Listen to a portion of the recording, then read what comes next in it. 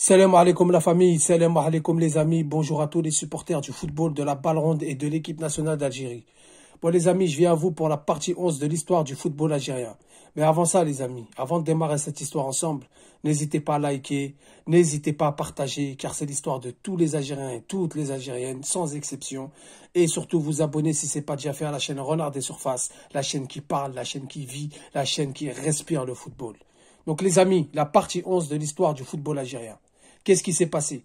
Après que l'Algérie ait échoué pour la CAN 2006, la CAN 2008, donc en se faisant éliminer à domicile par la Guinée-Conakry, 2-0 devant plus de 100 000 supporters alors que nous avons bien démarré. Qu'est-ce qui s'est passé? Qui a repris l'équipe? Est-ce que l'Algérie va revenir de loin? Est-ce que l'Algérie va renaître de ses cendres? On va voir ça tout de suite les amis. Déjà, Rabah Saadane qui reprend les commandes, la fédération qui refait appel à lui. Après la CAN 2004, ils refont appel à lui pour maintenir les choses, pour aller de l'avant, pour créer un équilibre, pour créer une équipe. On se souvient de cette génération, Karim Ziani, Majid Bouguera, Antar Yahya, Rafik Hadish, Rafik Djibour, Rafik Saifi, j'en passe et j'en passe. Donc, il y a les éliminatoires de la CAN et de la Coupe du Monde 2010 jumelés, donc qui sont jumelés, donc ça veut dire qu'ils sont ensemble. Il n'y aura pas de qualification à part. Tout est regroupé pour le même but, aller à la CAN et aller à la Coupe du Monde. Donc ces éliminatoires se joueront sur 2 tours. Le premier tour, un groupe de 4 équipes, dont seul le premier ira au second tour, où il y aura également encore un groupe de 4 équipes et le premier ira en Coupe du Monde. Mais avant de penser à la Coupe du Monde, les amis, il faut franchir les barbelés, il faut franchir un mur qui n'est autre que le Sénégal, la Gambie et le Libéria. Donc, quels ont été les résultats? On va voir ça tout de suite. Le 31 mai 2008 se joue le premier match du premier tour des éliminatoires de la CAN Coupe du Monde 2010 à Dakar au Sénégal, où l'Algérie se déplace au Sénégal. Le Sénégal favori du groupe, le Sénégal ultra favori du match, du groupe et même pour aller au mondial, où l'Algérie s'incline 1-0 sur la plus petite des marges. Avec un match quand même maîtrisé, physiquement, tactiquement, on était bien en place. On a même marqué un but injustement refusé, où Nardia Belhadji reçoit le ballon qui centre pour Rafik Saifi, qui met une tête, petit filet, 1-0, injustement refusé. Il n'y avait ni faute, ni hors-jeu, ni rien du tout. On ne dramatise pas, on se dit on a fait une bonne partie, on a vu une bonne équipe, une bonne stabilité. C'est très compliqué d'aller s'imposer au Sénégal. On s'est incliné dans les derniers instants sur la plus petite démarche. Le deuxième match, le 6 juin 2008, l'Algérie reçoit le Libéria au stade Moustapha Tchaker. Ce match-là, c'est le match référence, c'est le match de départ où l'Algérie sera sur une série d'invincibilité dans ce stade avec 3-0 avec un but de Rafik Djibour à la 15e minute de jeu, Ziani sur un coup franc excentré en pleine lucarne à la 18e minute de jeu et qui mettra un penalty en deuxième période à la 47e minute de jeu. On se dit c'est bon, on est dans un bon élan, le stade n'était pas garni, car les supporters n'y croyaient plus à cette équipe. Il reste toujours une branche de supporters qui y croient jusqu'à la dernière seconde, qui sont toujours là derrière l'Algérie, dans le meilleur comme dans le pire. Ensuite, le troisième match, le 14 juin 2008, l'Algérie se déplace à Banjul en Gambie, où elle va s'incliner 1-0 avec un match moyen, avec un match maîtrisé par les Gambiens. On aurait pu encaisser un deuxième but, on a encaissé un seul but, on a perdu, on se dit bon, on retombe dans nos travers, on n'arrive pas à être régulier, on n'arrive pas à être stable. Après une belle prestation face au Libéria, on s'incline en Gambie, 1-0. Le 20 juin 2008, le match retour face à la Gambie où l'Algérie s'impose 1-0 avec un match maîtrisé de bout en bout, avec des Gambiens regroupés en défense qui n'ont laissé aucune liberté, aucun espace, qui ont resserré les lignes un maximum, mais Antar Yahya à la 33e minute de jeu, sur un coup franc bien botté de Yassine Bezaz, va ouvrir le score sur une tête en arrière où il bat le gardien et va fêter ça avec les supporters 1-0. Donc 2 matchs, 2 défaites, 2 victoires, 6 points, nous sommes derrière le Sénégal, avant de recevoir le Sénégal le 5 septembre 2008 au stade de Blida Moustapha Tchaker, où l'Algérie accueille le Sénégal, le favori du groupe, le premier du groupe. Après avoir subi la défaite injustement à Dakar, qu'est-ce que va faire l'Algérie? Eh bien, première mi-temps, 15 premières minutes, le Sénégal qui pousse, qui attaque. Il reste des joueurs comme Mamadou Niang, comme El Hadji Diouf, comme Tony Silva avec de l'expérience, qui pousse, qui attaque.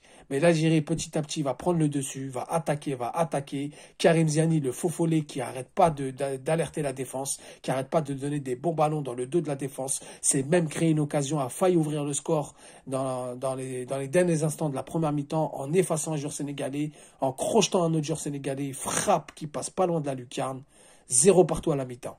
En deuxième mi-temps, les vieux démons ressurgissent. La malchance ressurgit car les Sénégalais sur une contre-attaque vont ouvrir le score et vont mettre une sacrée climatisation au stade Moustapha Tchaker qui sentait que leur équipe était capable, qui poussait leur équipe vers la victoire, vers le but qui allait nous libérer. Mais c'est les Sénégalais qui ouvrent le score. Ça nous rappelle la Guinée, ça nous rappelle des mauvais souvenirs.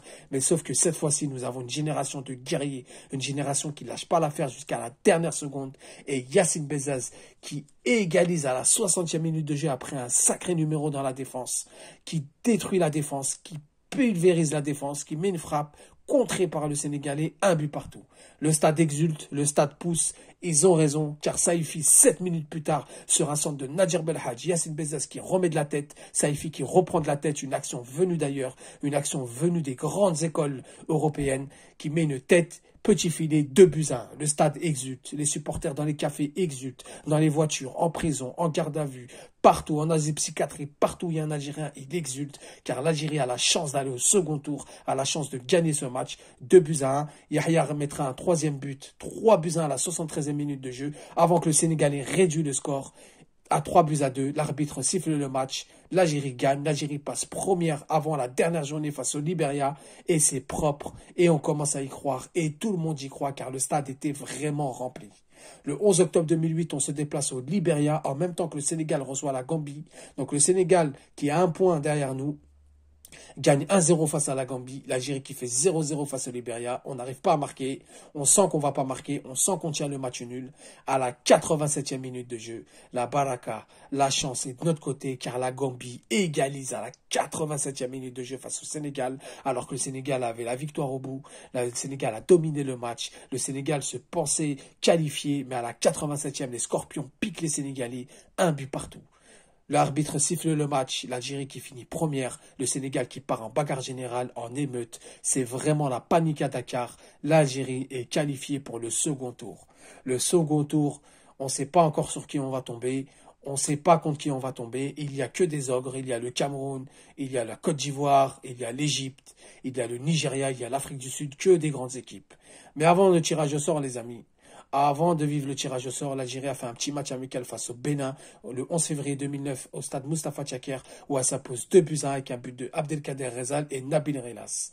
Et ensuite le tirage au sort, les amis. Et ouvrez bien vos oreilles. Écoutez bien ce que je vais dire. L'Algérie tombe face à la Zambie, face au Rwanda et face à l'ogre égyptien. Le classico de l'Afrique, le derby du Maghreb. Algérie-Égypte. Qualification pour la Coupe du Monde 2010. Comment on se retrouve? Comme en 89, on se retrouve cette fois-ci dans un groupe de 4 équipes. Donc, dans ce deuxième tour, les amis, le 11 février 2009, le 28 mars 2009, pardon, les amis, l'Algérie se déplace au Rwanda où elle va faire match nul 0 partout. Avec un poteau d'Abdelkader Rezal, avec des actions fulgurantes du Rwanda, mais l'Algérie tient le rang à l'extérieur devant un stade blindé, rempli, 0 partout. Le 7 juin 2009, l'Algérie accueille l'Égypte. L'Algérie, il faut savoir qu'elle a accueilli l'Égypte avec des fleurs, avec des hôtels de luxe, des terrains d'entraînement où il n'y a pas eu de sabotage. Vraiment dans des très très bonnes conditions, des bonnes rôles, de l'hôtel jusqu'au stade en écrit bienvenue à nos frères égyptiens, nous sommes des frères à l'éternité, etc., etc. L'Algérie a vraiment mis l'Égypte sur leur tête. Vous allez comprendre pourquoi je vous explique ces petits détails. Donc le 7 juin 2009, l'Algérie écrase l'Égypte 3-1 avec un but de Karim Atmour à la 60e minute de jeu, avec un match maîtrisé, avec une mi-temps maîtrisée. Au retour des vestiaires, Karim Atmour sur une passe de Karim Ziani qui tricote la défense, qui met une frappe imparable, petit filet, 1-0. Le stade exulte, le stade explose, les fumigènes explosent, on y croit de plus en plus, on a battu le Sénégal au tour précédent, et là on est en train de battre l'Égypte. Et ben Abdelkader Rezal sur un coup franc de Nadir Belhadj, très bien botté sur le côté, à la 3 minutes plus tard, qui met un deuxième but, 2-0. Les supporters ne reviennent pas, personne ne revient à ce scénario, car Rafik Djibour va mettre un troisième but à la 78e minute de jeu, après un très bon travail de Karim Ziani. Karim Ziani, il faut le savoir les amis, qu'à cette époque-là, il a été très utile. Ça a été le métronome. Il n'y a pas de Karim Ziani, il n'y a pas tous ces résultats que je viens de vous citer. Ça c'est clair, c'est net et c'est précis. 3-1, car l'Égypte réduira le score par Aboutrika en fin de match. 3-1, 4 points en 2 matchs, c'est magnifique. Le 20 juin 2009, l'Algérie se déplace en Zambie où elle va s'imposer 2-0 après un match compliqué, après un match dominé par les Zambiens, faut pas se mentir. Une Zambie d'Hervé Renard très bien en place tactiquement, techniquement. Bouguera qui ouvre le score suite à un coup franc de Karim Ziani à la 21e minute de jeu, suite à une balle sauvé sur sa ligne par les défenseurs algériens. Yazid Mansouri qui met une frappe, qui atterrit dans les pieds de Rafik Djibour. Centre pour Rafik Saifi, une contre-attaque de haut niveau, 2-0. L'Algérie s'impose 2-0 en Zambie. L'Algérie a 7 points en 3 matchs. C'est magnifique. Personne ne s'attendait à un tel scénario. Enfin, au match retour, le 6 septembre 2009, l'Algérie reçoit la Zambie. Il faut savoir que la Zambie a 4 points, l'Algérie a 7 points. La Zambie a tout donné dans ce match. Devant un public énorme, devant un public en furie, devant un public en transe, la Zambie qui pousse, la Zambie qui met même un but qui est injustement refusé. Il faut dire la vérité. Nous sommes des gens de parole et des gens de vérité. Mais l'Algérie qui pousse, l'Algérie qui attaque, les supporters qui grondent. Et là, sur une contre-attaque lancée par Karim Ziani, Karim Matmour qui fait une chevauchée sur son côté droit, qui centre Rafik Saifi d'une reprise de volée, ouvre le score, 1-0. Ensuite, nous allons voir Mourad Migni qui nous a rejoint, faire avec Yassine Yebda, etc. Beaucoup de joueurs nous ont rejoints, qui vont faire des phases de jeu magnifiques, des barres transversales, des poteaux, etc. L'Algérie s'impose 1-0, l'Algérie a 10 points, l'Algérie est première, il reste 2 matchs. L'Algérie tient le rang, l'Algérie pousse, l'Algérie attaque. Car elle va recevoir le Rwanda le 11 octobre 2009, un Rwanda éliminé de la CAN, de la Coupe du Monde, mais l'ombre des pharaons qui arrive. Les coulisses, la magouille, on a tous senti ce jour-là, la coulisse et la magouille. De la sorcellerie dans les gradins. Les Rwandais qui ouvrent le score à la 20e minute de jeu suite à une frappe contrée du défenseur algérien qui met un but contre son camp, le gardien Gawawi ne pouvait rien faire. À partir de là, les Rwandais qui perdent du temps, qui agressent les Algériens, l'arbitre qui siffle pas des pénaltys flagrants, des fautes flagrantes, les Rwandais qui mettent des coups de coude aux Algériens. On sent l'ombre des pharaons, on sent les coulisses. L'Algérie qui égalise par Abdelkader Rezal à la 22e minute de jeu suite à un coup franc de Karim Ziani, une tête imparable en pleine lucarne. L'Algérie qui mettra un deuxième but par Antar Yahya, la balle a dépassé au moins de 5 mètres la ligne, mais l'arbitre ne veut rien savoir, l'arbitre ne veut rien entendre, avant que Belhadji met un deuxième but à la 45e minute de jeu suite à un énorme travail d'Abdelkader Rezal. On siffle à la mi-temps 2-1. En deuxième mi-temps, c'est la même chose, c'est pire de pire en pire, l'arbitre qui siffle rien du tout, l'arbitre qui nous met des cartons jaunes, qui prépare le match de l'Égypte au Caire, car l'Algérie va mettre un 3e but par Karim Ziani à la 92e minute de jeu. À ce moment-là, j'ai dit c'est fini. Avec ce qui s'est passé au premier tour avec la Gambie et le Sénégal, avec ce qui se passe là, on met un 3e but, chose que les Égyptiens ne voulaient pas voir. C'est de notre côté, il n'y a rien qui nous arrêtera. L'Algérie s'impose 3-1 dans des conditions difficiles avec un arbitrage compliqué, mais heureusement qu'à cette époque-là, on avait Mohamed Raourawa qui avait vraiment imposé sa patte à la CAF. Le 14 novembre 2009, l'Égypte qui reçoit l'Algérie au Caire. Ouvrez bien vos oreilles. Écoutez bien ce que je vais vous dire. Vraiment, ce match-là, c'est le match de la honte pour les Égyptiens. C'est le match de la honte pour l'Afrique devant le monde entier. L'Algérie qui avait accueilli les Égyptiens comme des bonhommes, comme des héros, comme des frères, comme des Arabes. Ils nous ont caillassés, ils nous ont envoyé l'armée, ils nous ont mis des bâtons dans les roues, ils nous ont insultés, ils nous ont menacés de mort, ils nous ont interdit l'accès à l'hôtel, ils nous ont interdit l'accès au centre d'entraînement. C'était vraiment des conditions catastrophiques. L'Algérie qui s'incline 2-0 avec un but dès les premiers instants, un but qui avait dépassé les arrêts de jeu, un but où juste avant ça, le joueur égyptien, la balle est sortie, a franchi la ligne, mais l'arbitre n'a rien voulu voir, les coulisses y sont présents, l'Égypte était vraiment présente à cette époque à la CAF, il contrôlait la CAF, les arbitres, les comptabilités, tout ça est contrôlé, ils ont voulu nous barrer la route pour des raisons politiques, pour des raisons extrasportives, 2-0, égalité parfaite, nombre de buts marqués, nombre de buts encaissés, donc il aura un match d'appui. Donc les amis, il y a une version dans ce match d'appui. L'Algérie a voulu jouer en Tunisie, l'Égypte a voulu jouer au Soudan, il y a eu un bras de fer à la CAF et à la FIFA. Donc on a procédé à un tirage au sort et c'est tombé sur le Soudan. Donc les Égyptiens, lors du tirage au sort, on a vu des images, je me rappelle, ils étaient contents, ils étaient heureux, ils se sont dit on va aller battre au Soudan, c'est un pays voisin, c'est un pays frontalier, on va tous aller là-bas, ils vont avoir peur de nous, on va les battre comme à notre habitude et on va aller au mondial. Eh ben non les amis, ça s'est pas passé comme ça. Car je vous l'ai déjà dit à plusieurs fois, nous on ne parle pas 40 ans. Nous on agit. Quand tu insultes le drapeau, tu insultes les Shohada, tu insultes l'emblème national, c'est fini pour toi. On peut déplacer des montagnes, on peut faire déplacer des mers, des océans, tout ce que vous voulez. Façon de parler. Donc, le président Abdelaziz Bouteflika, après une ronde populaire, après que les Égyptiens nous ont insultés de tous les noms, les Shohada, les femmes algériennes, les filles algériennes, tout ça, qui nous ont bien mis les nerfs dans la chair, dans l'ADN algérien, Bouteflika en personne décide d'envoyer gratuitement les supporters algériens. Il a dit, vous venez avec vos passeports, vous aurez des billets d'avion, des billets de première classe, des billets d'hôtel, je vais tout vous investir.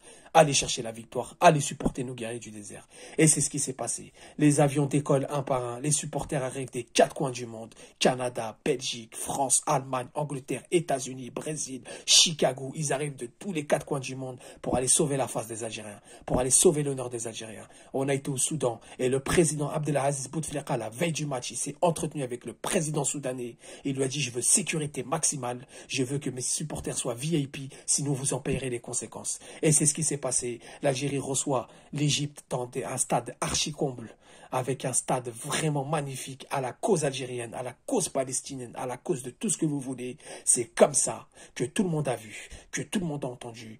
Antar Yahya, boum! Antar Yahya, boum, boum, boum! Qui met un but vraiment légendaire, qui restera gravé dans les annales, qui restera gravé dans le football algérien.